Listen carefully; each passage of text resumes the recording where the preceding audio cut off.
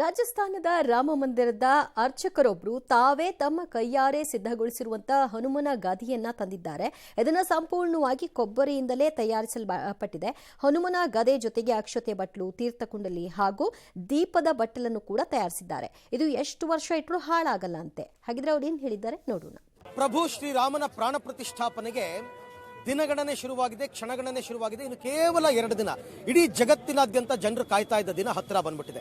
ಹಾಗೆಯೇ ಪ್ರಭು ಶ್ರೀರಾಮನಿಗೆ ಸೇವೆಯನ್ನ ಮಾಡಬೇಕು, ಬೇರೆ ಬೇರೆ ರೀತಿಯಲ್ಲಿ ಸೇವೆಯನ್ನ ಮಾಡಬೇಕು ಅಂತ ಜನ ಕಾತರರಾಗಿದ್ದಾರೆ.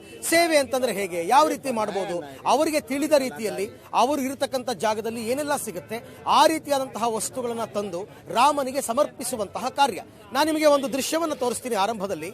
ಈಗ ನೀವು ನೋಡ್ತಾ ಇರತಕ್ಕಂಥದ್ದು ಇದು ಹನುಮಂತನ ಗದೆ. ಹನುಮಂತನ ಗದೆಯನ್ನ ಆರ್ಗ್ಯಾನಿಕ್ ನಲ್ಲಿ ತಯಾರು ಮಾಡಿರ್ತಕ್ಕಂಥದ್ದು, ಟೋಟಲಿ ಆರ್ಗ್ಯಾನಿಕ್. ಅಂದ್ರೆ ಹಿಂದಿನಲ್ಲಿ ನಾರಿಯಲ್ ಅಂತ ನಾವು ಹೇಳ್ತೀವಿ, ಕೊಬ್ಬರಿ ಅಂತ ಅಂದ್ಬಿಟ್ಟು ಆ ಕೊಬ್ಬರಿಯಲ್ಲಿ ತಯಾರು ಮಾಡಿರ್ತಕ್ಕಂಥ ಹನುಮಂತನ ಗದೆ. ಈಗಾಗಲೇ ರಾಮ ಜನ್ಮಭೂಮಿ ಟ್ರಸ್ಟ್ ನ ಅನುಮತಿಯನ್ನು ಇವರಾಗಲೇ ಪಡೆದು ಇದನ್ನ ನಿರ್ಮಾಣ ಮಾಡಿಕೊಂಡಿದ್ದಾರೆ. ಇದು ಅತ್ಯಂತ ಪವಿತ್ರವಾದದ್ದು ಅಂತ, ಯಾಕೆಂದ್ರೆ ಇದರಲ್ಲಿ ಯಾವುದೇ ಕೆಮಿಕಲ್ಸ್ ಮಿಕ್ಸ್ ಆಗಿರಲ್ಲ. ಸಂಪೂರ್ಣವಾಗಿ ದೇಸಿ ಮಾದರಿಯಲ್ಲಿ ಹನುಮಂತನಿಗೆ ಒಂದು ಗದೆಯನ್ನ ತಂದಿದ್ದಾರೆ. ಹನುಮಂತನನ್ನ ಪ್ರತಿಷ್ಠಾಪನೆ ಮಾಡಿದಾಗ ಹನುಮಂತನ ಕೈಗೆ ಈ ಗದೆಯನ್ನ ಕೊಡ್ತಾರೆ ಅಂತಕ್ಕಂಥದ್ದು ಇವರು ತಂದಿರತಕ್ಕಂಥ ಮಾಹಿತಿ. ಇದನ್ನ ದೂರದಿಂದ ತಂದಿದ್ದಾರೆ. ಇದನ್ನ ತಂದವ್ರನ್ನ ನಾನು ಮಾತನಾಡಿಸ್ತೀನಿ, ಇದ್ರ ಬಗ್ಗೆ ಹೇಳ್ತೀನಿ. ಜಿ ನಮಸ್ತೆ. ಜಿ नमस्कार, जय सिया राम। आपका नाम है? आनंदी लाल वैष्णव। कहाँ से आए हैं आप?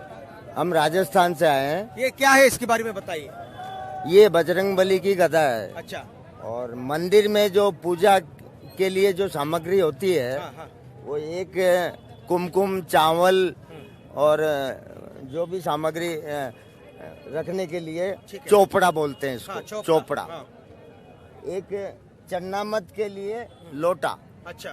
चन्नामत जो दिया जाता है ना, हाँ। उसके लिए शुद्ध लोटा। लोटा। और एक दीपक के लिए स्टैंड। हाँ। सब ऑर्गेनिक है। सब ऑर्गेनिक। सब नारियल से बना हुआ है। प्योर नारियल से बना हुआ है। ऐसा आइडिया आपको कैसे आया?